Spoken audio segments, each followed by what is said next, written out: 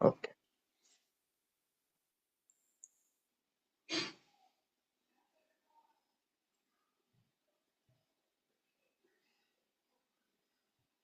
Relative સર્વ સંબંધો નથી કાયમ ના કોઈ સગા, ત્યાં થાવું આપણે એડજસ્ટ, છુપાયા ખુલ્લા વિશ્વ દગા. રિયલમાં પોતે છે આત્મા જીવીને, મળતું એ છે શરીર. બહિલો બળશે શમશાને, તો મહિલો કોણ હું અશરીર. ઘણી ભ્રાંતિ ઘૂંટી ખરલે, થયેલો હું જ અવસ્થિત. છતત્વે કુદરતી મિશ્રણે, ઘડાવ્યું મારું વ્યવસ્થિત.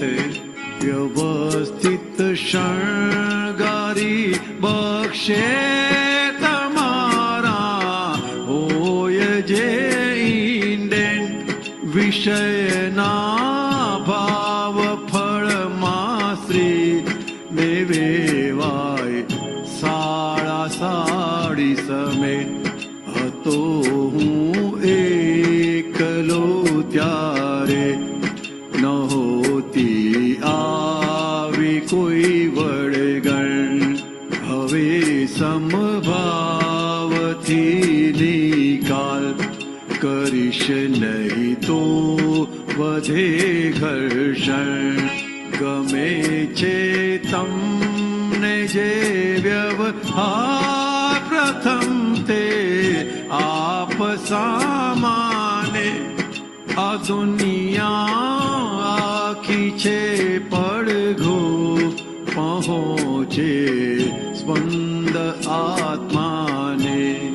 પરસ્પર સુખ દેવાની, જે ઘરમાં યોજના થાશે.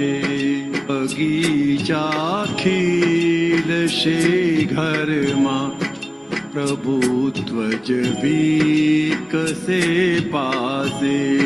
રિલેટિવ સર્વ સંબંધો નથી કાયમ ના કોઈ સગા.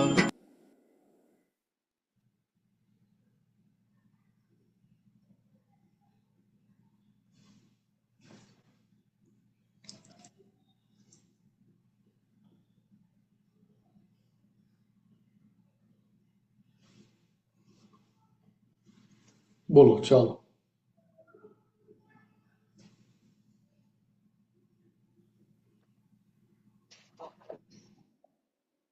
જય સચ્ચિદાનંદ.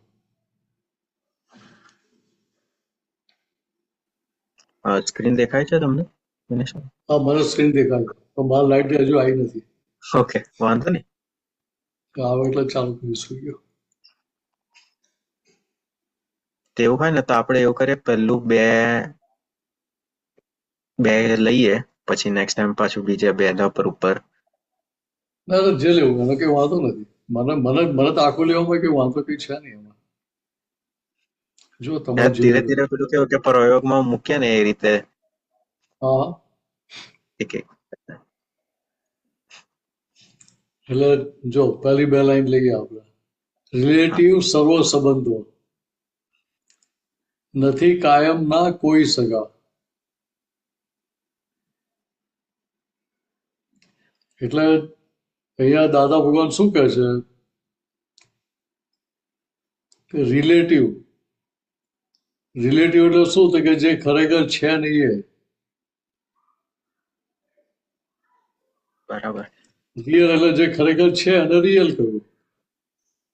હવે જે ખરેખર છે જ નહીં, જે રિલેટિવ છે, ખરેખર છે જ નહીં, એવા બધા સંબંધો જે છે એ શેના આધારે ટકેલા? તો કે માન્યતાના આધારે. બરાબર છે. એટલે પછી એ કાયમના કોઈ સગા થાય ખરા આપણા? ના. હું ગમે તેટલું માનું કે હું જ મિનસ છું તો મિનસ મારો થાય ખરો ક્યારે? ના થાય. એટલે આખી જિંદગી હવાર રાતે દાંત સાફ કર્યા હોય તો આપણો દાંત તો આપણે ક્યારે આપણો વેસ્ટ કરે નહીં ને, આપણી આબરૂ લે નહીં ને. લઈ લે. આ શરીર છે તો આપણું જ છે, હમ. આ શરીર છે તો આપણું જ છે ને. હા. આપણું શરીર તો આપણે ક્યારેય દગો આપે જ નહીં ને. ક્યારે હાથ દુખ્યા, પગ દુખ્યા કે ઘૂંટણ ગયા એવું બોલવું ના પડે ને આપણે. એ તો આપણું જ છે એટલે આપણને ક્યારે હેરાન કરે જ નહીં એ.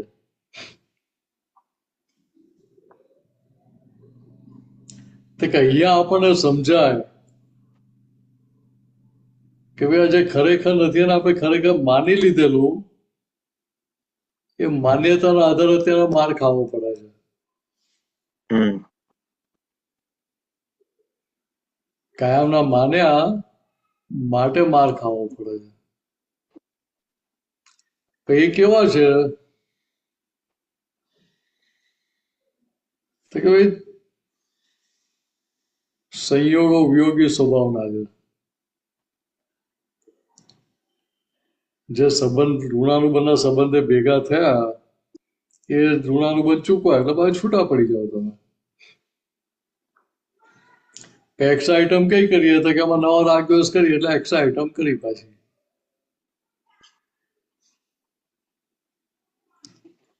સમજ્યા? હા. એટલે ત્યાં આગળ કેવું કેવી ત્યાં શું કરવાનું કે ત્યાં થવું આપણે એડજસ્ટ. એટલે આપણને ત્યાં એડજસ્ટ થતા આવડવું જોઈએ એ સંજોગો જોડે. કઈ રીતે? તો કે 5 આજ્ઞાની એપ્લિકેશન કરીને. એટલે ત્યાં આપણે એને કહેવું ના પડે કે અમે તારીઓ એડજસ્ટ થઈએ છીએ, અમારે જ એડજસ્ટમેન્ટ લેવું પડે દર વખતે. તું તો ક્યારે એડજસ્ટ થતા જ નથી કે તમે એડજસ્ટ થતા જ નથી એવું ક્યાંય કહેવું ના પડે.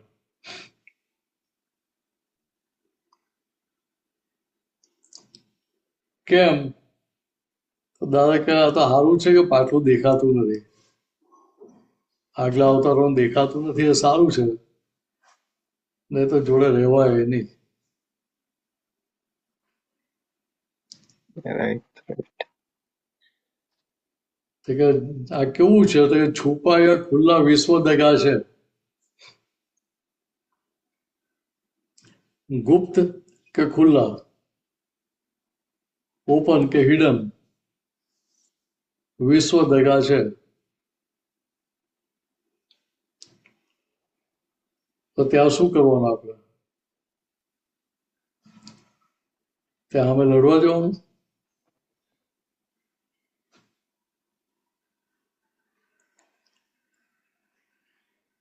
તો કે ત્યાં લડવા જવાથી કે દાડો ઓરવા જ નથી આપણો.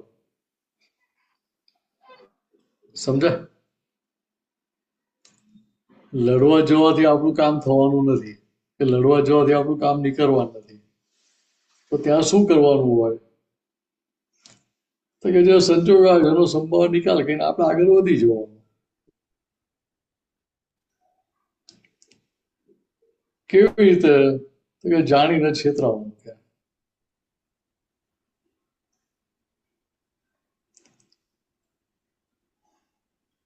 ખ્યાલ આવે છે? બરાબર. જાણીને છેતરાય એટલે શું થયું? ત્યાં પછી કોઈ જાતની બુદ્ધિનું ચલણ રહે નહીં. ત્યાં બુદ્ધિ તમને હેરાન કરે નહીં.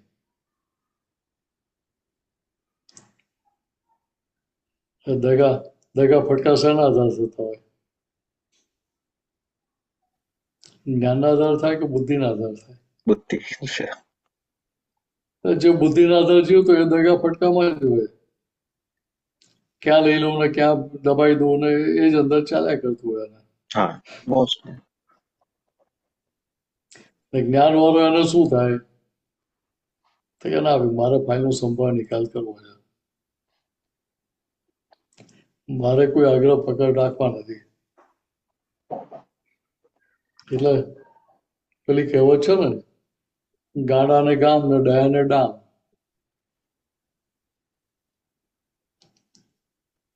જે મેન્ટલ હોય હા, એ તો તો કે એને ગામ આપી દેવાનું આખું.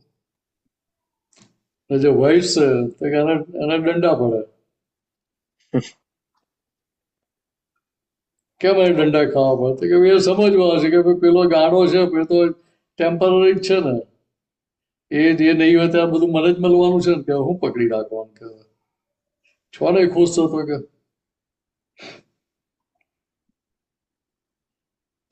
તો કે અહીંયા જે છુપાયા ખુલ્લા વિશ્વ દગા જે કહ્યું એ કેમ કહેવું?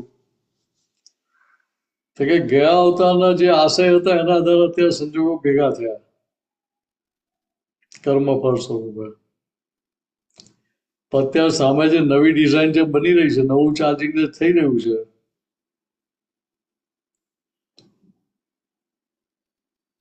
તો ત્યાં તમને જોડે આગળ લઈને વધશે એવું છે.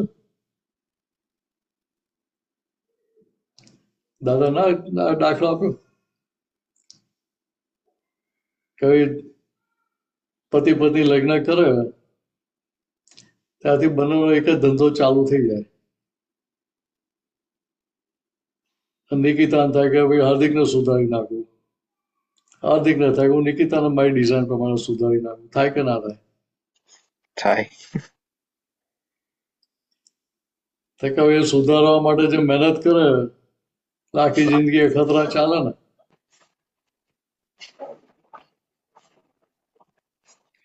કે 25-40 વર્ષ સુધી અખતરા કર્યા કરે એટલે ખીટપીટ આખી જિંદગી ચાલુ છે ને, કચકચ ચાલુ છે ને. નવા નવા રાગ દિવસના કારખાના નાખી દે ને પાછા. માની લો કે તમારી મહેનત ઉગી ગઈ, 25-30-40 વર્ષ પછી સામેનું પાત્ર સુધરી ગયું તમારી ડિઝાઇન પ્રમાણે, અંદર નક્કી શું કરે? તો કે આ આવતામાં તો મળ્યા, આવતા આવતા ભેગા ના થતા કે એવું અંદર કે બહાર ના બોલે. એટલે આખી જિંદગી મહેનત આપણે કરી,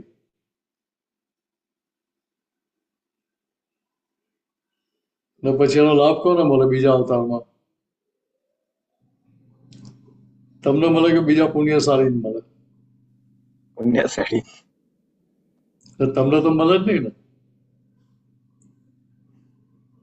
તો કે આ દગો કહેવાય કે બીજું કઈ કહેવાય?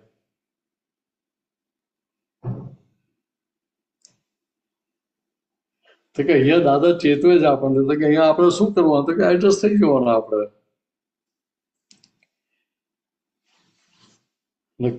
ખરેખર તો જોઈએ ને તો લગ્ન શેના માટે કરે? તો કે એડજસ્ટમેન્ટની કલા શીખવા માટે. એ છે, બહુ મોટું શીખવા મળી જાય. એટલે બહુ મોટી પ્રયોગશાળા કહેવાય ને. સંસાર એટલે how to learn how to adjust with each other with every circumstances. Right હવે રિઝલ્ટ મળી જાય. હા, તો કે એ કલા આવડી ગઈ તો કોઈ જગ્યાએ પ્રોબ્લેમ રહે જ નહીં ને.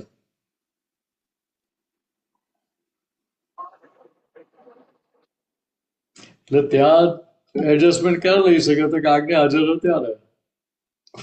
રિલેટિવ પણ હું મિનર છું, રિલેટિવ પણ હું શુદ્ધાત્મા જેવું મને રહે તો દેખાય જ ના રહે. હાર્દિક છે તો રિલેટિવ વ્યૂ થી છે, બાકી તો છે શુદ્ધાત્મા રિયલ વ્યૂ થી.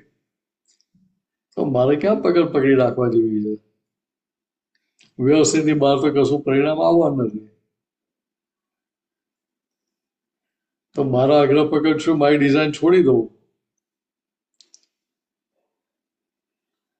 દાદા કહે કે જે પહેલું છોડી દે ને એ વધારે કમાણી કરે, જે પકડી રાખે એને એટલી કમાણી ના થાય. ખાલી એનો અહંકાર સંતોષાય, કમાણી ના થાય એટલી ત્યાં.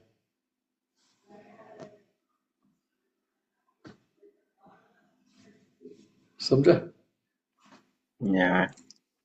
એટલે કેટલું સહેલું કરી આપ્યું દાદાએ આપણને.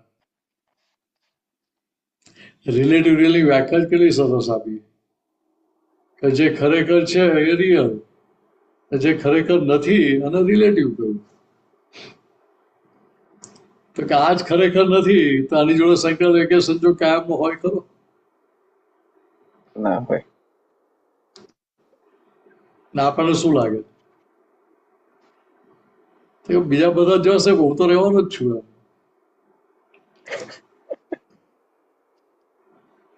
આ કવિરાજે છેલ્લી ઈચ્છા અંતિમ ઈચ્છા લખ્યું ને તો મને તો એવો વિચાર કે આ કવિરાજનો જવાન ટાઈમ થયો લાગે છે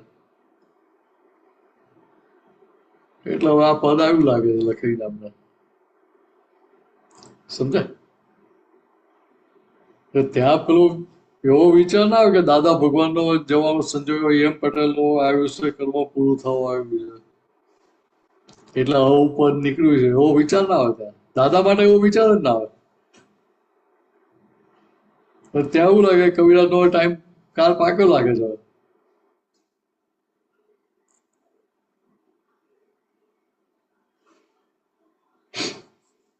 એટલે આ કાળમાં સંબંધો છે ને તો રાગ દ્વેષના સંબંધો એટલે વધારે પડતા કયા સંબંધો કે દ્વેષના છે. તો દ્વેષના સંબંધો હોય એટલે ભાઈ ત્યાં છુપા કે ખુલ્લા વિશ્વ દગા જ આવે ને બીજું આવે શું?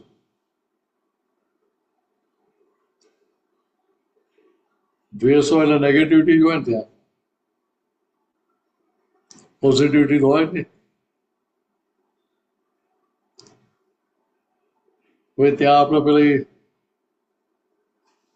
મોટી ઇમારતો બનાવવા જઈએ બંગલા મોટા બંગલા 10 માળનો મહેલ બનાવી દઉં કે પાયો જ પેલો દગાવાળો હોય તો બે બિલ્ડિંગ ટકે ક્યાંથી પછી? ના ટકે. એટલે એ દાદા અને કવિરાજ આપણે જાગૃત કરે છે.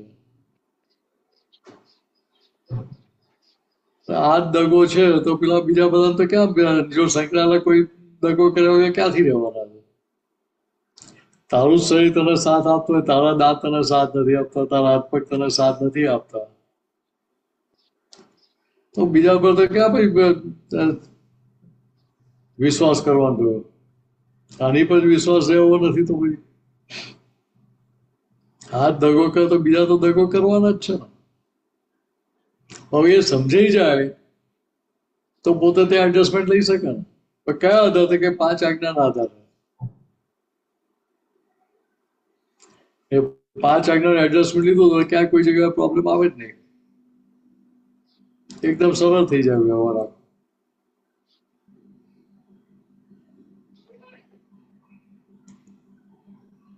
બરાબર. બીજું કે પૂછો છો 2 લાઈનમાં? ના બરાબર છે.